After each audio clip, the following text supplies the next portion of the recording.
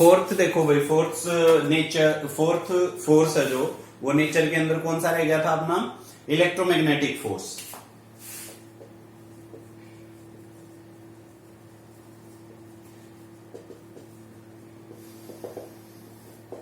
Electromagnetic force देखो, इसको electromagnetic भी कह सकते हो आप, इलेक्ट्रोस्टैटिक भी के नाम से भी बोल सकते हो। इलेक्ट्रोस्टैटिक और मैग्नेटिक, मैग्नेटिक मैंने इसलिए रख दिया क्योंकि मैग्नेट्स के अंदर भी नेचुरल फोर्स के अंडर कंसीडर करते हैं हम, क्योंकि नेचुरल मैग्नेट होती है अपने पास। तो देखो भाई, इलेक्ट्रोमैग्नेटिक फोर्सेज क्या होते हैं, मान लो मैं आपको ले एक ऑब्जेक्ट पॉजिटिवली चार्ज है, एक ऑब्जेक्ट नेगेटिवली चार्ज है, एक ऑब्जेक्ट पॉजिटिव है, एक ऑब्जेक्ट पॉजिटिव, एक ऑब्जेक्ट नेगेटिव और नेगेटिव। ये आपने छोटी क्लास 10th में या 9th में पढ़ा होगा। पॉजिटिव नेगेटिव एक दूसरे को क्या करते हैं, चार्ज, वेरी गुड, अट्रैक्ट करते हैं, एक दूसरे को क्या करेंगे, अट्रैक्ट करेंगे। पॉजिटिव पॉजिटिव रिपेल करेंगे, वेरी गुड, और नेगेटिव नेगेटिव भी क्या करेंगे, रिपेल करेंगे। तो इसका मतलब ये दोनों नेचर के होते हैं, attractive as well as repulsive. कौन से, इलेक्ट्रोमैग्नेटिक, इलेक्ट्रोस्टैटिक। इलेक्ट्रोस्टैटिक भी कह सकते हो, electromagnetic forces.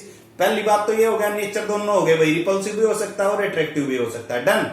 These can be act between two charge objects। किसके बीच में वो काम कर सकते हैं, दो चार्ज ऑब्जेक्ट्स के बीच में या दो मैग्नेटिक ऑब्जेक्ट्स के बीच में काम कर सकते हैं। क्लियर, लिख लो इसकी definition. The force of attraction और repulsion, the force of attraction और repulsion acting between two charge objects और मैग्नेटिक ऑब्जेक्ट्स। बट भाई वो ध्यान रखना, मैग्नेटिक ऑब्जेक्ट हम वो मैनमेड नहीं होनी चाहिए, नेचुरल होनी चाहिए, तब हम उसको नेचुरल फोर्सेस के अंडर कंसीडर करेंगे। तो ये हो गई भाई अट्रैक्टिव और repulsive force acting between two charge और मैग्नेटिक ऑब्जेक्ट्स के बीच में जो काम करेंगे उनको हम क्या बोलेंगे, इलेक्ट्रोमैग्नेटिक फोर्सेस। इलेक्ट्रोमैग्नेटिक फोर्सेस की प्रॉपर्टीज लिख लो भाई। फर्स्ट क्या है, these are of attractive and repulsive nature, दोनों होते हैं, अट्रैक्टिव भी होता है और रिपल्सिव नेचर भी होता है। दूसरी बात, दे obey inverse square law, they obey inverse square law. Inverse square law को ओबे कैसे करते हैं भाई, इनको ना हम एक लॉ से निकालते हैं, and that law is called Coulomb's law. आप +2 में करोगे बेटा कूलम्स लॉ। कूलम्स लॉ के बिल्कुल सेम वही है जो nuclear Newton's law of gravitation पढ़ा है हमने। जैसे न्यूटन्स लॉ ऑफ ग्रेविटेशन में फॉर्मूला अपना क्या आया है, F = G m1m2/r² आया है ना। सेम यहाँ पे देखो, F between two charge objects, दो चार्ज ऑब्जेक्ट के बीच में तो चार्ज आ जाएगा उनका, और वहां पे कोई कांस्टेंट की Q1 Q2/r²। तो ये है, इसके नीचे स्क्वायर r आ रहा है, तो that's why we can say that कि that of the inverse square law. यहाँ पे जो ये Q1 और Q2 है वो तो है चार्जेस, K है यहाँ पे कांस्टेंट, इस K को हम इलेक्ट्रोस्टैटिक कांस्टेंट बोलते हैं। क्या बोलते हैं, इलेक्ट्रोस्टैटिक कांस्टेंट, इलेक्ट्रोस्टैटिक कांस्टेंट। और R the separation between two objects. तीसरा भाई, it is not a universal law. ये ध्यान रखना, it is not a universal law. तो अट्रैक्टिव हो गया, रिपल्सिव भी हो गया, इनवर्स स्क्वायर लॉ को ओबे करते हैं, ये आपका यूनिवर्सल लॉ नहीं है। तो ये आपका हो जाएगा भाई इलेक्ट्रोमैग्नेटिक फोर्स। इसकी स्ट्रेंथ मैं अभी बताऊंगा, चारों को कंपेयर कर लेता हूं स्ट्रेंथ की। स्ट्रेंथ देखो, अब चारों को मैं बता देता हूं। जैसे अभी मैंने ये नहीं बताया आपको लास्ट वीडियो में कि भाई हम जो स्ट्रॉन्ग न्यूक्लियर फोर्सेज हैं वो 10⁻38 टाइम्स स्ट्रॉन्गर देन होते हैं किससे, ग्रेविटेशनल फोर्सेज से।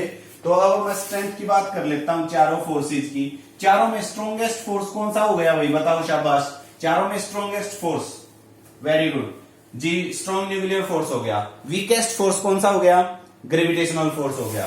तो ग्रेविटेशनल फोर्स सबसे वीकेस्ट, इससे स्ट्रॉन्ग कौन होता है, इससे स्ट्रॉन्ग हो गया वीक न्यूक्लियर फोर्स। इससे स्ट्रॉन्ग कौन सा हो गया, इलेक्ट्रोस्टैटिक या इलेक्ट्रोमैग्नेटिक फोर्स। और इससे स्ट्रॉन्ग जब सबसे स्ट्रॉन्गेस्ट कौन सा हो गया, स्ट्रॉन्ग न्यूक्लियर फोर्स। तो स्ट्रॉन्ग न्यूक्लियर फोर्स सबसे बड़ा यानी कि सबसे ताकतवर होता है और ग्रेविटेशनल फोर्स सबसे वीकेस्ट होता है। डन। वीकेस्ट होने की वजह से ही हम एक दूसरे से चिपकते नहीं है बेटा, वीकेस्ट फोर्स होने की वजह से ही हम एक दूसरे से चिपकते नहीं है, that's why gravitational force is weakest. अच्छा, अगर मैं इसको 10 की पावर 0 मान लेता हूं यानी कि 1, तो वीक न्यूक्लियर फोर्स है जो वो इससे कितने गुना बड़े होते हैं, 10 की पावर 25, 10 की पावर 25 गुना स्ट्रॉन्गेस्ट हो सकते हैं weak nuclear forces. Electromagnetic force होते हैं भाई 10 की पावर 36। किससे कंपेयर कर रहा हूं, ग्रेविटेशनल फोर्स से, सभी का ग्रेविटेशनल फोर्स से कंपेयर किया, आपस में आप कर ही सकते हो। जैसे वीक न्यूक्लियर फोर्स कितने कम होते हैं भाई इलेक्ट्रोमैग्नेटिक से, तो 13 नहीं 11, 10 की पावर 11 और ये 10 की पावर 2 और इनके बीच में 10 की पावर 13। क्लियर होगी। तो ये आप स्ट्रेंथ की रेशियो ध्यान रखोगे, अगर ये 10 टू पावर 0, ये 10 to power 25, this is 10 to power 36 and this is 10 to power 38। तो ये आपके हो गए भाई 4 फोर्सेस नेचर के अंदर। क्लियर होगी। अब हम फटाफट कंजर्वेटिव लॉज और कर लेते हैं। देखो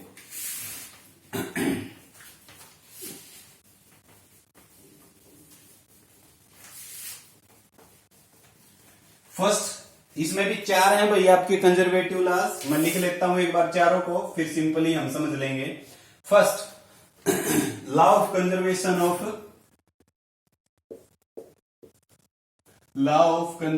ऑफ एनर्जी पढ़ा है आपने, बिल्कुल लिख लो भाई। इसकी डेफिनेशन क्या बन जाएगी, law of conservation of energy, energy can neither be created nor be destroyed.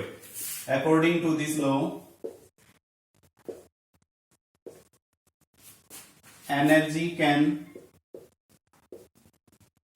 neither be created nor be destroyed. It can change from one form to another form, एक फॉर्म से दूसरी फॉर्म में बदल सकती है भाई। एनर्जी कभी घट नहीं सकती, कभी हम उसको डिस्ट्रॉय नहीं कर सकते, कभी बना नहीं सकते। जैसे भाई फैन है, फैन आपका इलेक्ट्रिकल एनर्जी को किस में कन्वर्ट करता है, मैकेनिकल एनर्जी में। इलेक्ट्रिकल किस में हो जाती है, मैकेनिकल में। सोलर एनर्जी को हम किस में कर सकते हैं, इलेक्ट्रिकल में। सोलर एनर्जी किस में होगी, इलेक्ट्रिकल एनर्जी में। और भाई सेल के अंदर हम केमिकल एनर्जी को क्या करते हैं, वो उसको इलेक्ट्रिकल में कन्वर्ट करता है। केमिकल एनर्जी सेल के अंदर किस में कन्वर्ट हो जाती है, इलेक्ट्रिकल एनर्जी में। ऐसे बहुत सारे एग्जाम्पल है ना। तो आप कह सकते हो कि एनर्जी है जो वो एक फॉर्म से दूसरी फॉर्म में चेंज हो सकती है, जबकि हम ना तो उसको बना सकते हैं और ना ही क्या कर सकते हैं, डिस्ट्रॉय कर सकते हैं। क्लियर। ये हो गया आपका law of conservation of energy. दूसरा देखो भाई, law of conservation of charge. देखो केमिस्ट्री में आप law of conservation of mass पढ़ोगे, पर फिजिक्स में नहीं है law of conservation of mass, क्योंकि E is equal to mc square उसको डिस्टर्ब करता है। E is equal to mc square उसको डिस्टर्ब करेगी इक्वेशन। तो सेकंड लिखो, law of conservation of charge. Law of conservation of charge, इसे definition same है। According to this law, charge can neither be created nor be destroyed. According to this law, charge can neither be created nor be destroyed.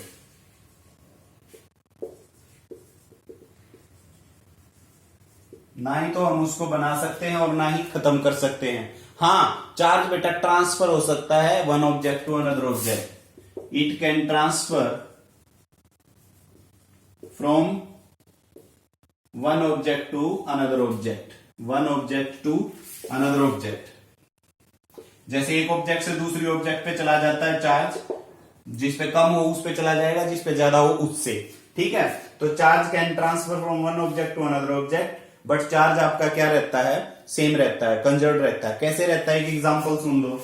मान लो ये object A है, ये object है B, इसके ऊपर +7 coulomb charge है, इसके ऊपर -5 कूलम चार्ज है, +7 कूलम और -5 है, टोटल कितना हो गया, शाबाश बताओ, 2 कूलम हो गया ना प्लस का, क्या हो गया, 2 कूलम हो गया प्लस का।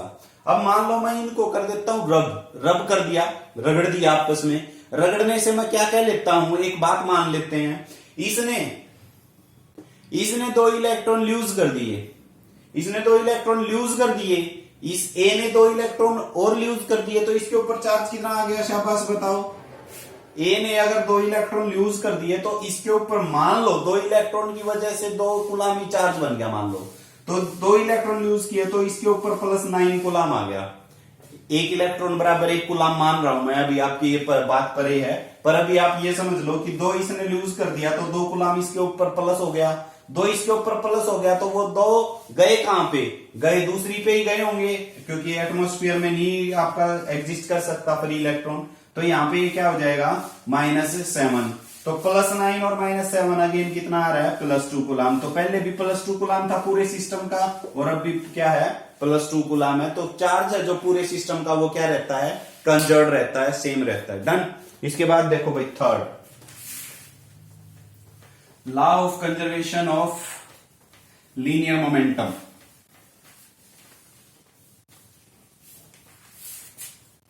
Law of conservation of linear momentum,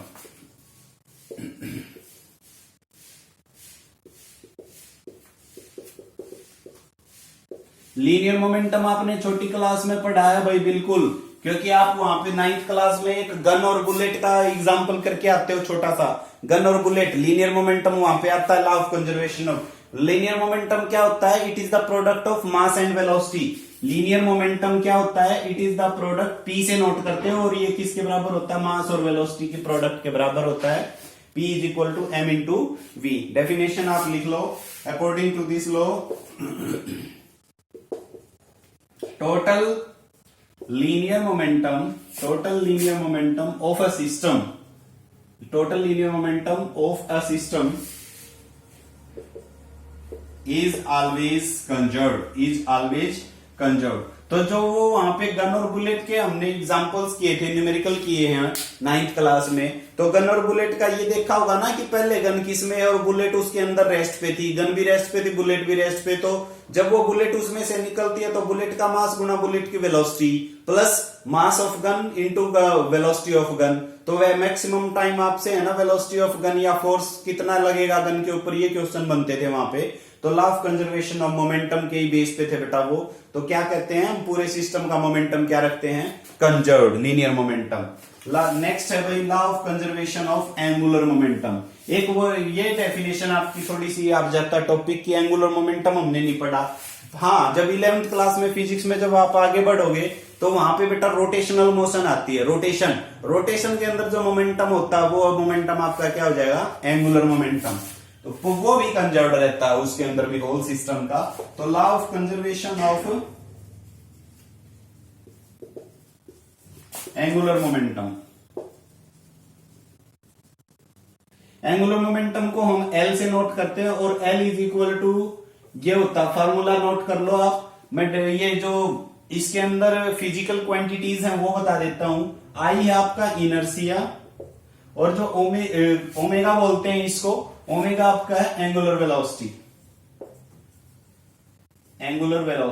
और L आपका क्या है, वो एंगुलर मोमेंटम है ही, तो L is equal to I into omega. Definition बिल्कुल सेम वही होगी, according to this law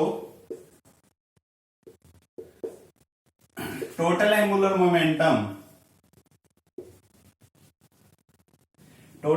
momentum of a system is always conserved। तो इनको ये 4 जो लॉज ऑफ कंजर्वेशन है भाई, इन चारों को हम आगे स्टडी अपना ध्यान में रखेंगे, जो जो हम आगे बढ़ेंगे चैप्टर्स करेंगे, टॉपिक्स आएंगे, उन टॉपिक्स में हम जनरली इन पॉइंट्स को यूज करेंगे। हाँ बेटा इनको है ना अपनी फेयर नोटबुक में नोट करो, और मेरे पास जिसके भी नोट्स कंप्लीट हो गए हैं यहां तक, जिसने आपका काम कर लिया सारे लेक्चर्स का, सारे आपके असाइनमेंट्स का, तो वो बेटा आप जब जिसका भी कंप्लीट हो गया हो आज मेरे को फोटो क्लिक करके मेरे व्हाट्सएप नंबर पे सेंड करना, ठीक है। मैं चेक करूंगा बेटा कौन कितना अच्छे से काम कर रहा है। Okay, thank you.